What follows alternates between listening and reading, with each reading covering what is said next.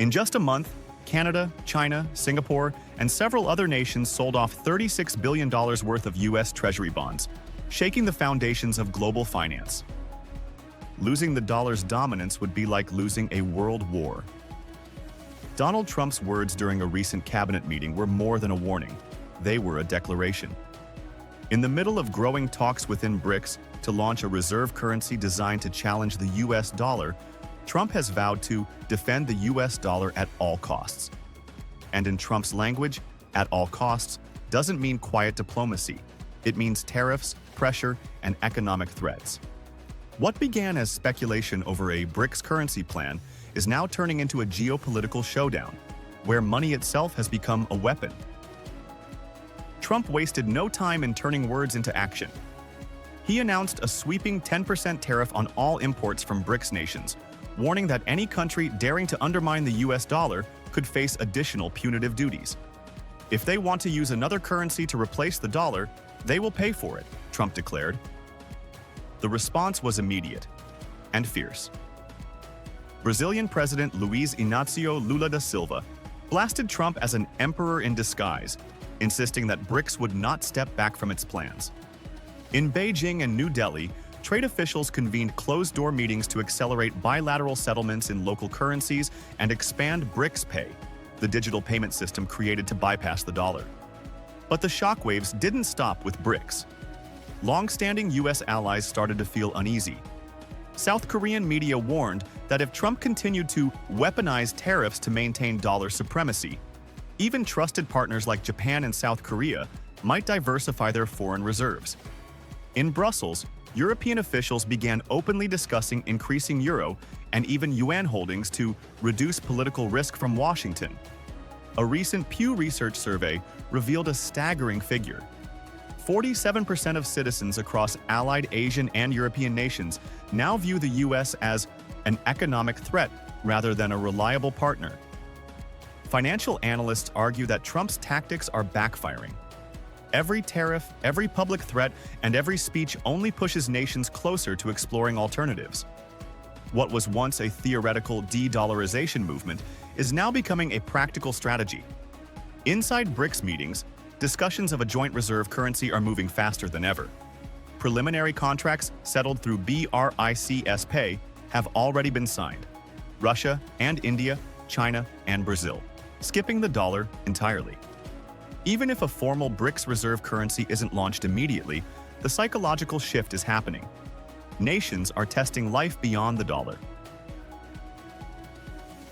The potential consequences for the United States are staggering. If global transactions conducted in US dollars drop from the current 58% to below 50% in the next 5 years, economists warn of a chain reaction. Borrowing costs for the US could spike sharply. Treasury bond interest rates would climb, making it far more expensive to finance federal debt.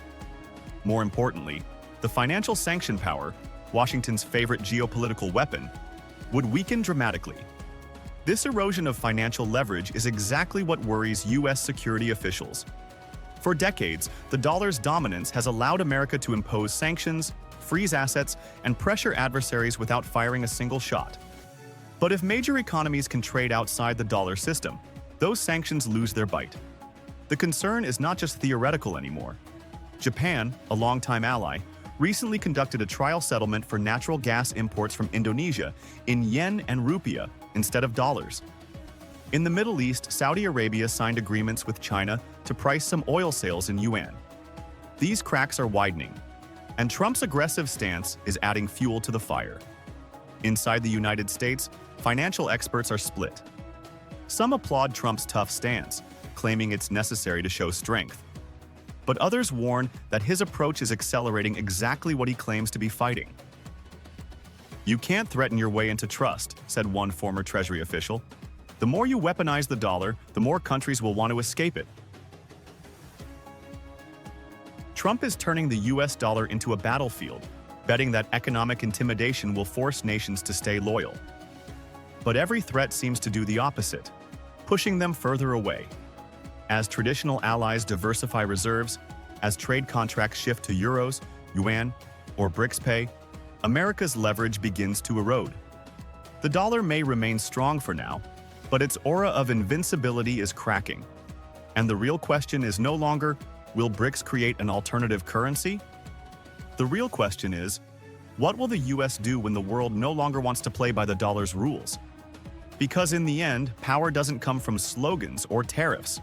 It comes from trust. And trust, once lost, is almost impossible to buy back, even with the world's most powerful currency. Yesterday, President Trump criticized the BRICS for promoting anti-US policy and threatened to impose 10% tariff hikes on them.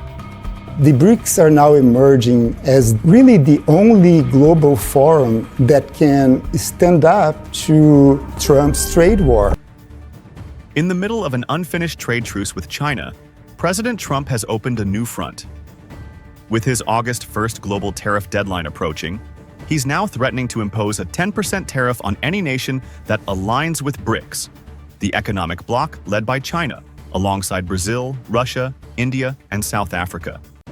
It's a broad, blunt move, and while it's meant to box China in, it may be doing the opposite, because instead of lashing out, Beijing is choosing something more subtle and potentially more powerful. Back in June, President Trump declared that a trade deal with China was signed and sealed. But weeks later, no detailed agreement has surfaced. The only thing both sides confirmed was a temporary truce, a 90-day pause on escalating tariffs, set to expire in mid-August. Instead of focusing on finishing that deal, Trump has expanded the fight.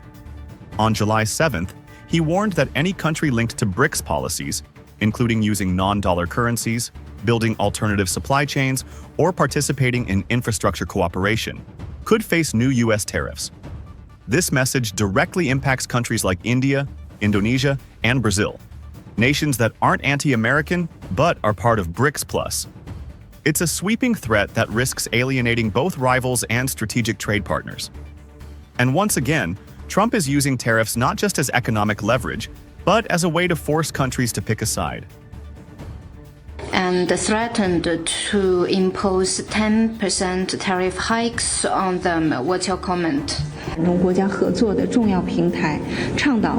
BRICS is an important platform for cooperation among emerging markets and developing countries. Cooperation. It is not a bloc for confrontation, nor does it target any country.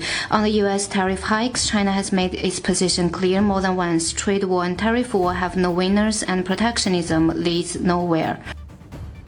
China has not responded with counter tariffs. Instead, its foreign ministry chose careful, deliberate messaging. Beijing emphasized that BRICS is an open, cooperative platform, not a political alliance aimed at anyone. It said tariff wars have no winners, and that using trade as a weapon would backfire on everyone. At the same time, China is strengthening its position through diplomacy and long-term investment. Over the past month, Chinese Foreign Minister Wang Yi held high-level meetings in France and Germany. The focus? Green energy, multilateral cooperation, and strengthening trade outside the dollar system. Projects like the Dabai nuclear plant, solar installations in Greece, and joint energy infrastructure in Germany are part of a wider push. It's Beijing's quiet answer to tariff pressure: create more partners, not more enemies. Meanwhile, within BRICS, China is expanding local currency trade, but doing so without direct confrontation. Countries like India have clarified they're not abandoning the dollar, even as they conduct more rupee-yuan transactions. It's a strategic shift. Rather than escalate, China is reframing BRICS as a development-first bloc, winning sympathy from the global south, while Trump's threats grow broader and harder to enforce. Makes sense. So it's very hard to make sense of Trump for companies. Companies cannot invest if they feel there is deep uncertainty about the future economic environment. And what Trump is doing is creating a lot of uncertainty, not only for companies, but also for countries. Trump's tariff warning may look strong, but there are three big risks. First, it's vague. BRICS aligned isn't defined in law. It's unclear what level of cooperation triggers tariffs. And that uncertainty spooks markets. Second, it alienates neutral partners. India and Brazil both want trade with the US, China, and the EU. Threatening them for participating in multilateral groups pushes them closer to Beijing, not further away. Third, and most importantly, it gives China a messaging advantage. By staying calm, presenting itself as a responsible economic power, and avoiding retaliation, Beijing now looks like the adult in the room, especially to European and developing nations. And all this is happening while the US-China truce remains unresolved. If no final agreement is reached by mid-August, a new wave of tariffs could crash into already fragile supply chains. This isn't just another trade dispute, it's a deeper confrontation between two worldviews. Trump believes power comes from pressure, tariffs, deadlines, and demands. China, by contrast, is betting on patience, diplomacy, and building alliances one project at a time. But there's a risk in Trump's approach. In trying to isolate China, he may be isolating America.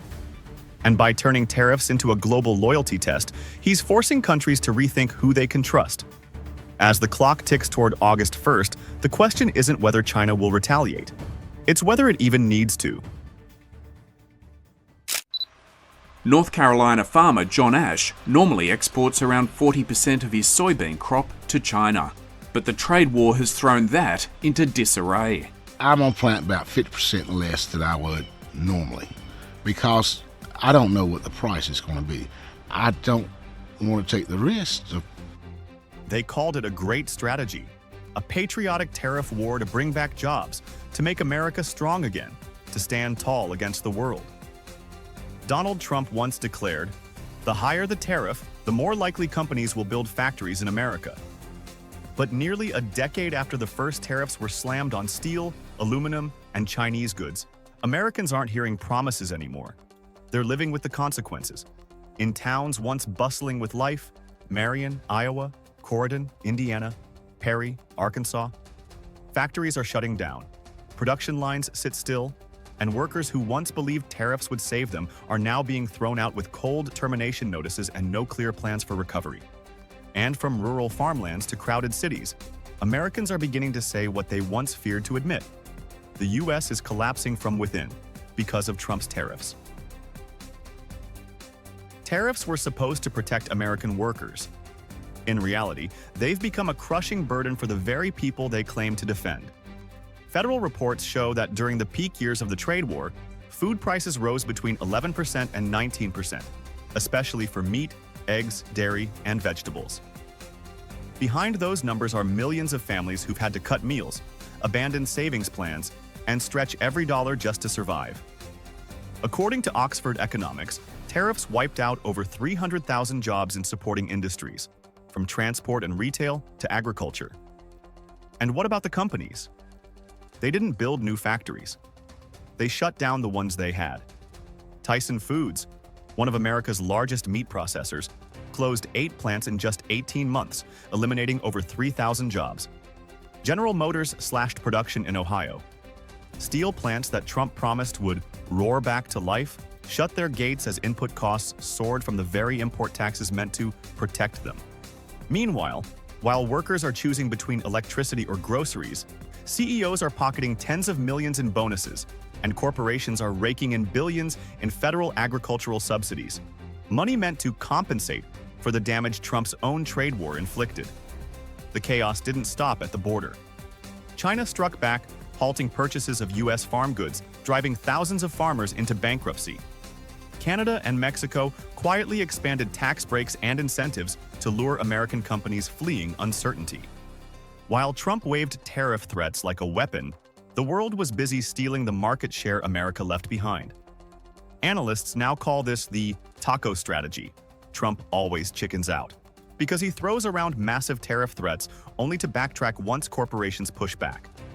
But this inconsistency has sown chaos across global supply chains, freezing business investment, slowing hiring, and leaving American families in a fog of economic anxiety. Those who once believed tariffs were a bold counterattack to restore American greatness have received something very different.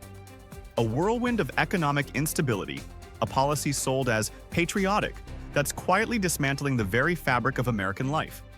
When you can't afford eggs, when your local factory is being dismantled, when your kid gets a smaller school lunch because the budget was slashed, you stop caring about which country the tariffs are hitting, because you're the one being hit.